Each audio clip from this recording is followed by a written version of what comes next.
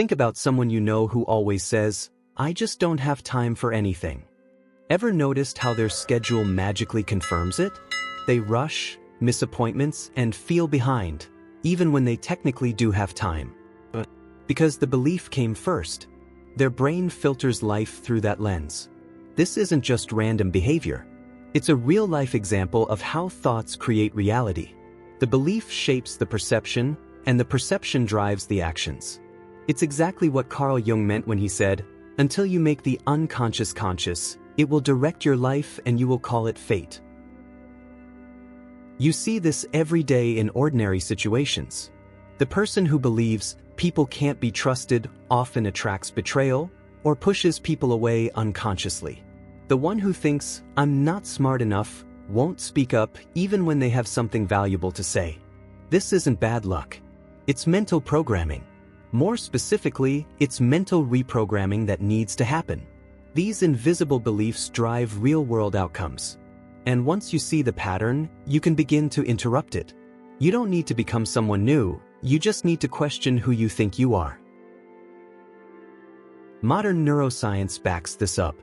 Cognitive behavioral therapy, for example, is built on the idea that thoughts shape emotions, and emotions drive behavior.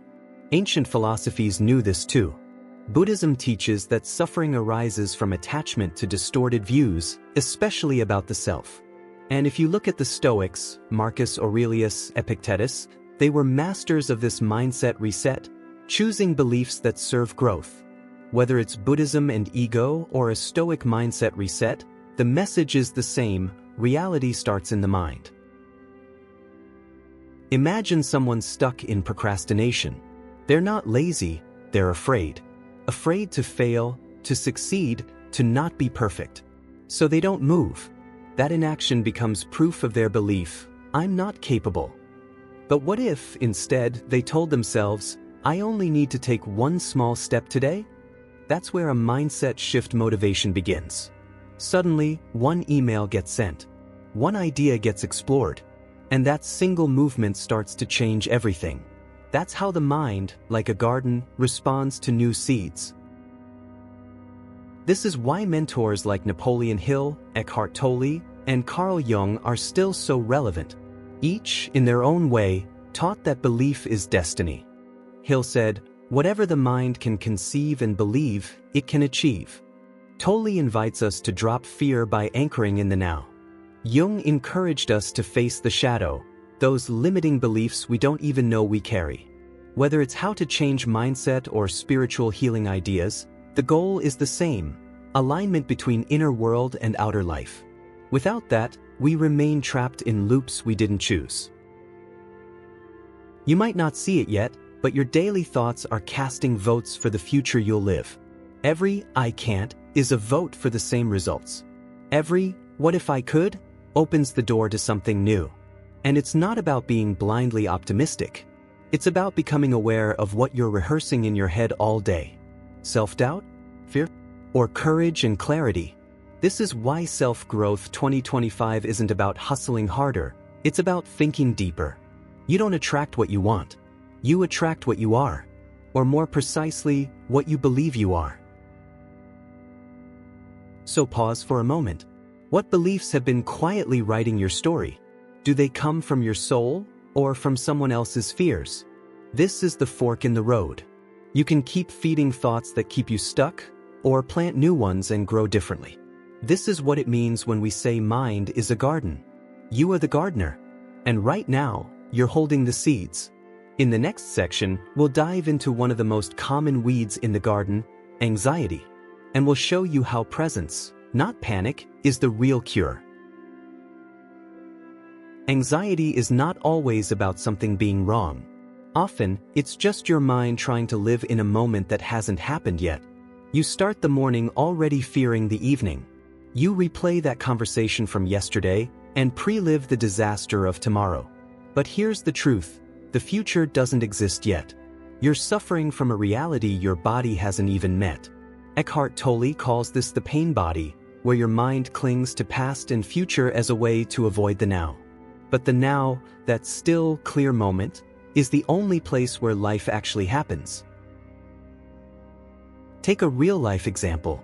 Think about a person pacing back and forth before a job interview.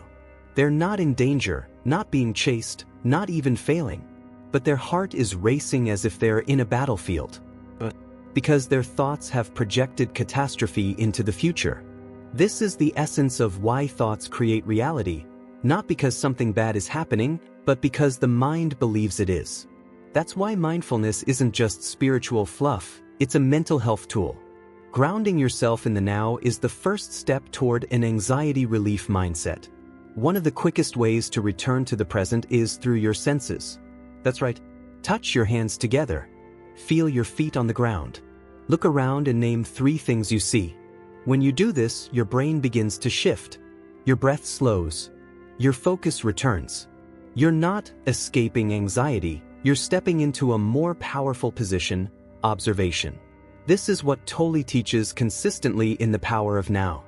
You don't need to fix the future. You just need to return to the only place that's real, here. Think of anxiety as a fog. The more you run through it, the thicker it gets. But when you stop, breathe, and just stand still, you begin to see your surroundings again. This is where ancient Buddhist teachings align with modern psychology. Buddhism and ego are deeply connected. Attachment to identity, outcomes, and fears creates suffering. The antidote? Presence. Not control. Not certainty. Just presence. Because only in presence can you hear your intuition over your fear. The irony is that when people chase peace, they often get more anxious. Peace isn't found by doing more, it's discovered when you do less. When you stop trying to outthink the future and instead sit with the moment, clarity naturally arises. It's like watching ripples settle in a lake. That calm isn't something you force. It's something you allow. This is the foundation of any stoic mindset reset. Accept what is, focus on what's within your control, and release the rest. Not easy, but liberating. Anxiety also feeds on disconnection from yourself, your purpose, even your breath. People today live distracted. They scroll instead of breathe. They worry instead of listen. But when you take even 2 minutes to be still, to observe your thoughts instead of being them, something shifts. That's the essence of mental reprogramming. You are no longer the passenger. You're back in the driver's seat. And once you realize that, the panic begins to lose its grip. So next time you feel anxious, don't ask, "What's wrong with me?" Ask instead, "Where am I right now?" If your mind is in the future, gently bring it back. One breath, one sound, one sensation at a time. You'll discover that safety was never outside. It was in your presence all along. And just like that, you're home again. But this awareness leads to a bigger shift, because once you're calm, you can finally move. And that's exactly what we'll explore next: how to escape procrastination by embracing micro-movements.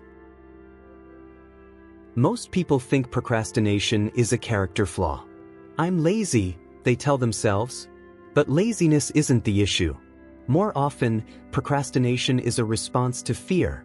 Fear of failing, of being judged, of not being good enough. That fear grows because the task looks huge. You say, "I'll do it later," and each time, the mountain gets taller. This is where how to stop procrastinating stops being about productivity and starts being about mindset. Carl Jung believed that resistance holds meaning. What you avoid often contains the next stage of your evolution. So the real question isn't, "Why can't I do it?" It's, "What am I afraid this action will make me face?" Take a common example: someone wants to start exercising. But instead of going for a 10-minute walk, they think they need a 90-day plan, fancy clothes, a gym membership, and the perfect day. So they do nothing. This is why we introduce the idea of micromovements, small, doable actions that bypass overwhelm. Start with one stretch, one glass of water, one push-up. It may feel too small to matter, but this is where the magic begins. As in gardening, small seeds turn into transformation, because thoughts create reality, and so do habits. There's a reason why successful people talk about momentum more than motivation. Momentum comes from action, not the other way around. Open the laptop, not to finish the project, but just to type one sentence. Wash one dish. Write one line of the script. These are micro movements. They carry no pressure, only direction. And the best part? Your brain rewards you with a hit of clarity, a tiny confidence boost. This is behavioral psychology in motion. It's also mental reprogramming in practice. You teach your nervous system that action is safe. Jung said that true transformation happens not through grand gestures, but through conscious steps taken in the dark. He believed that small shifts in awareness had the power to reshape the psyche. When you make one tiny move despite fear, you send a new signal to your unconscious, I'm safe to try. That's powerful, because most procrastination is just the nervous system trying to protect you from imaginary pain. Rewire that, and you change your story. One step becomes a new path. One thought becomes a new identity. That's Self-Growth 2025 in real time. Procrastination also feeds on perfectionism. You think, if it's not excellent, why bother? But the truth is, progress isn't always pretty. It's messy. It's slow. It looks like deleting half a page. Like going to bed earlier but still checking your phone. And that's okay. Micro-movements honor where you are. They're acts of compassion toward your future self. As the Stoics would say, control what you can, your effort. Let go of the rest. This is the Stoic mindset reset we all need. This mindset shift also helps with emotional tasks, like ending a toxic relationship or starting therapy. You don't have to fix the relationship today. You just have to say, I don't feel good when this happens. One truth spoken creates space for change. This is how spiritual healing ideas turn into action. And once you move even slightly, the fear begins to shrink. Action builds safety. Safety builds trust. And trust builds momentum. You don't need to be fast. You just need to be moving. So if you've been stuck, try this. Lower the bar. Not your standards, just the starting point. Let the action be so small it's impossible to fail. Then do it again tomorrow. Procrastination dies in the face of motion. And purpose? Purpose is found in these micro movements. In showing up when no one's watching, in proving to yourself that you are not your fear. But once you begin to move, something else awakens. Something inside you remembers, I can grow. And that's when insecurity starts to lose its grip. Which brings us to the next idea, how strength is born the moment you stop needing to be enough. Insecurity often hides behind the smallest behaviors. The way someone apologizes for speaking up. The way they second-guess every message they send. The way they look for approval before making a move. These habits aren't personality quirks. They're protective shields built on the belief, I'm not enough. But what if the problem isn't who you are, but the fact that you think you are a fixed person at all? Carl Jung's beliefs guide us here. He saw the self as a fluid, unfolding process. You are not a finished product. You are a becoming. And this changes everything. Take a daily example. Someone avoids dating because they think, I always mess things up. That thought shapes their reality. So they withdraw. Stay home. Build emotional walls. Not because love isn't available, but because the story they tell themselves keeps repeating. This is another case of how thoughts create reality. But if you view the self as a process, that belief doesn't have to define you. It just describes where you've been. In this mindset, insecurity becomes a signal, not a sentence. Buddhism offers a similar insight. It teaches that the self is not a fixed entity, but a collection of patterns, always changing, never permanent. The ego, which clings to identity, is the source of much suffering. That's where Buddhism and ego intersect. When we stop identifying with labels like shy, awkward, or not good enough, we create space to simply exist. And in that space, a new self can emerge, one based not on fear, but on presence. You don't have to prove yourself. You only have to allow yourself. This kind of inner strength is not loud. It's not about being the most confident voice in the room. It's about not abandoning yourself when doubt shows up. Imagine you're giving a presentation and your hands shake. Old programming would say, see, I'm weak. But the mindset shift motivation comes when you say, I'm growing. Same moment, different meaning. One thought traps you, the other frees you. And that freedom creates the space for strength to grow, slowly, silently, deeply. Insecurity often comes from comparison. They're ahead of me. They look better. They're more successful. But here's the truth, there is no final destination. No finish line where everyone's judged. Jung said, "You are not what happened to you. You are what you choose to become."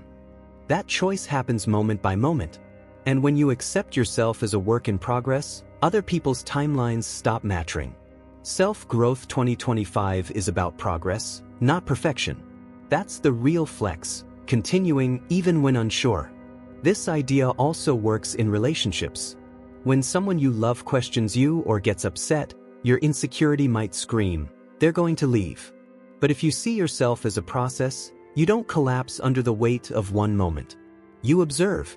You respond. You adapt. This is not weakness, it's mental reprogramming.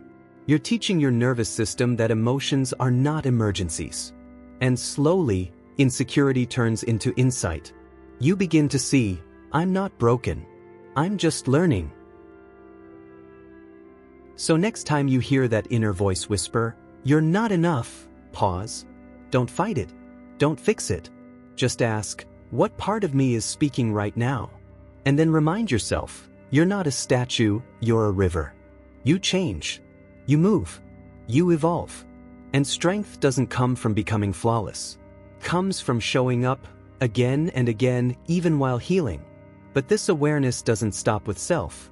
It expands into how we see others. That's why next, we'll explore how relationships mirror our inner world, and how disconnection reveals our deepest need for reflection. It's entirely possible to feel alone in a crowded room. Disconnection doesn't always come from isolation. It often comes from a lack of resonance. You talk but don't feel heard. You smile but don't feel seen. And sometimes, the people around you reflect back your wounds more than your worth. Carl Jung believed that relationships were mirrors. What irritates, fascinates, or triggers us in others is often a projection of something unresolved within ourselves. This isn't judgment, it's an opportunity for awareness. Because thoughts create reality, and relationships reveal the thoughts you haven't yet questioned. Think of that one person who always makes you feel judged. Is it really about them, or about an old wound they're tapping into? When someone criticizes you, do you react with shame or curiosity? These everyday moments are doorways. They invite you to ask, what am I projecting onto this person? It's one of the most powerful spiritual healing ideas. Use relationships as a reflective tool. Not to blame yourself, but to free yourself. Because once you see the pattern, you stop getting caught in it. You become the observer, not the reactor. In a modern world obsessed with surface-level validation, likes, replies, followers, it's easy to forget the soul of connection. But when you slow down and become present with another human, you'll notice something profound. They mirror your energy. Enter a conversation expecting resistance, and you'll likely find it. Enter open, curious, and grounded, and something shifts. George Berkeley's philosophy hinted at this. Perception creates experience. Meaning, your inner state affects what you receive externally. That's not magic. That's mental reprogramming at a relational level. This is why healing isn't a solo journey. You heal in the context of others. The friend who holds space when you cry. The partner who challenges your blind spots. Even the stranger who surprises you with kindness. All of them become part of your self-growth 2025. They reflect where you've been and hint at where you're going. And when you shift your perspective from, why is this happening to me, to, what is this teaching me? Every encounter becomes sacred. Even conflict becomes a teacher. Let's get real. Sometimes, the people closest to you won't change. They might stay critical, avoidant, or closed. But you can change how you engage. You can set a boundary without rage. You can speak your truth without needing validation. You can walk away from what no longer honors your growth. That's power. Not control over others, but deep clarity over yourself. Relationships become mirrors. Yes, but you decide what reflection you want to carry forward. Jung wasn't saying everyone is a projection.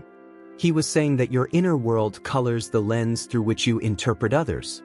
That means every misunderstanding holds insight. Every broken connection holds a message. When someone leaves, it may hurt, but it also reveals what you need more of: honesty, presence, respect. Relationships show us where we abandon ourselves and where we've outgrown old stories. And once you see that clearly, you stop fearing loneliness, because even being alone becomes full of meaning. So next time you feel disconnected, try asking, what part of me is seeking to be seen? Often, the answer isn't, I need more people, but I need deeper presence, with myself and with others. And as this presence grows, you begin to feel less like a ghost in your own life, and more like a co-creator. But to co-create, you need clarity. And that clarity begins with what you feed your mind. So next, we'll enter the garden, your mind, and uncover the weeds that have been quietly shaping your life from the roots.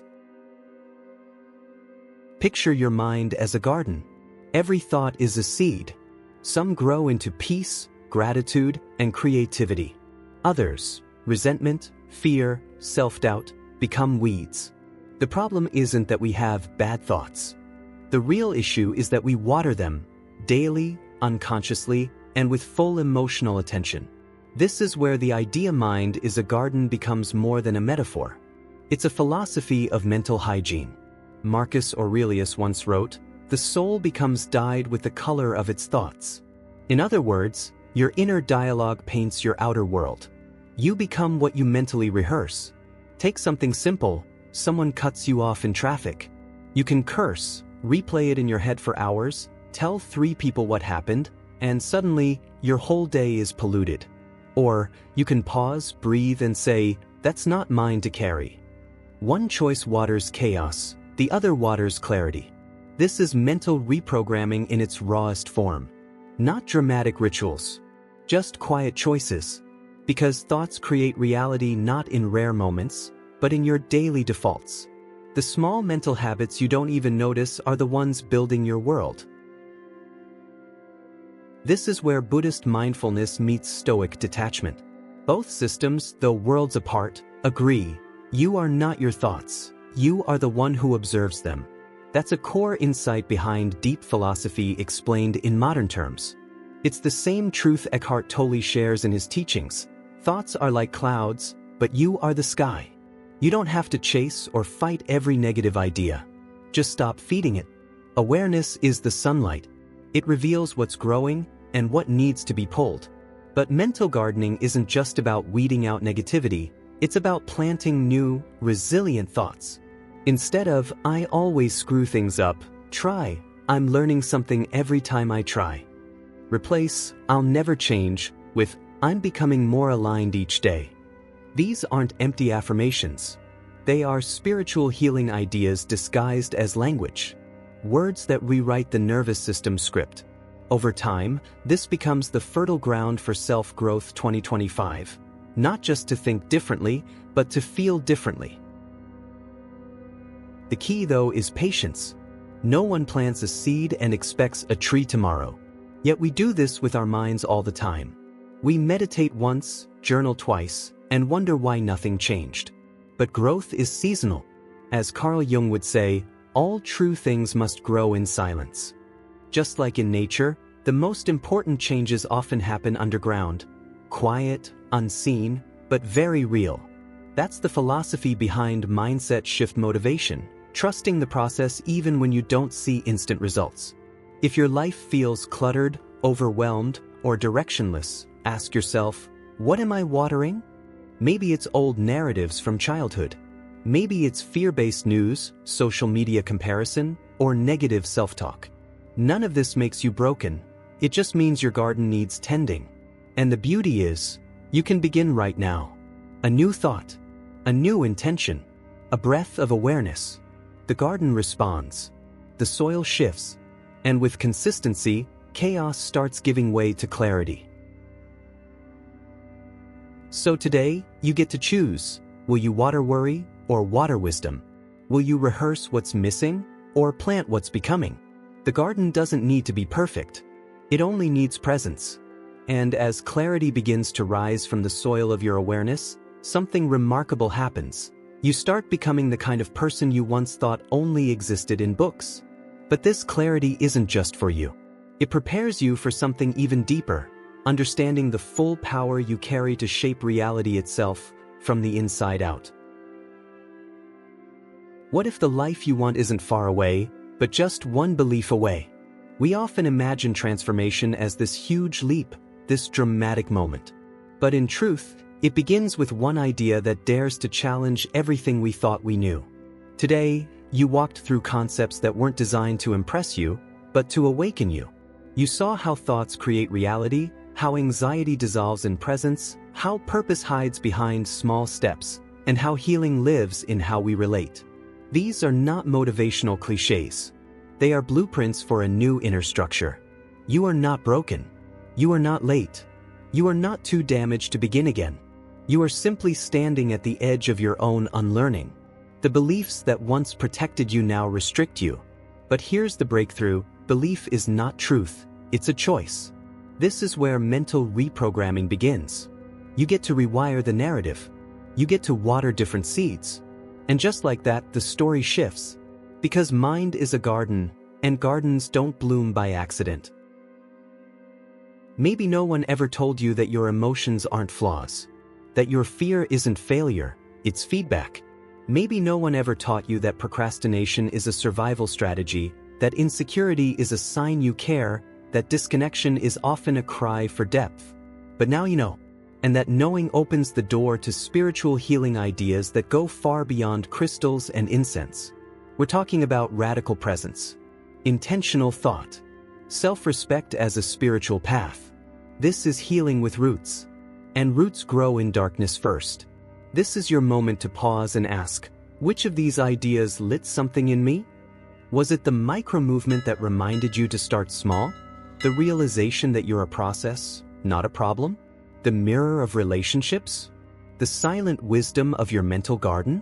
These are not random insights. They're your soul pointing home. This is the start of your mindset shift motivation. Not to become someone else, but to return to who you were before the fear, before the noise, before the self-doubt. And now comes the question that few dare to ask. What will you do with this clarity? Because knowing is nothing without action. And action doesn't have to be loud. It can be as soft as choosing one better thought, one moment of presence, one boundary set with love. The world doesn't need more perfection. It needs more people willing to grow honestly. If you felt even one line in this message resonate, don't let it fade. You're already on the path. Keep walking. You don't have to fix everything today. But you do need to remember that self-growth 2025 isn't a trend, it's a return. A return to your own wisdom. To the truth Carl Jung hinted at over and over again. Who looks outside dreams, who looks inside awakens. You've looked inside now. You've seen what's been shaping you. And you've also seen what's possible when you choose to shift. Don't wait for the perfect moment. Create one right here with your next thought, your next breath. If this message sparked something in you, share it. Save it, let it live beyond your screen. And subscribe to keep walking this path with us. Because awakening isn't meant to be lonely. It's a shared journey of minds remembering their light. The more of us who plant these seeds, the more beauty this world will grow. And it all starts with you right now. So what will you plant today?